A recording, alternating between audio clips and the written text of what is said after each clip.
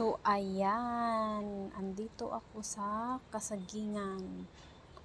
So, sa tagal nga na hindi ako nakabalik dito sa bukid, nagpasyal-pasyal muna ako dito sa Kasagingan. Ayun, may bunga, may puso.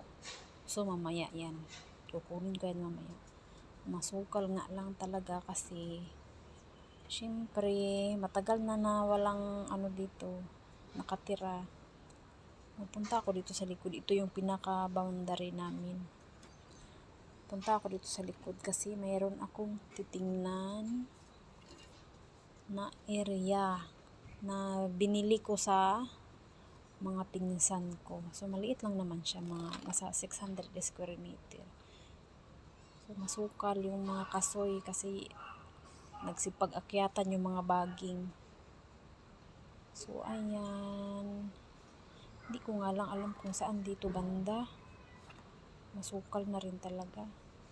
So, dito yung saging. May nakatanim na saging dito sa boundary. So, ito yung pinakalas na naitanim dito na saging. Sa boundary ito mismo.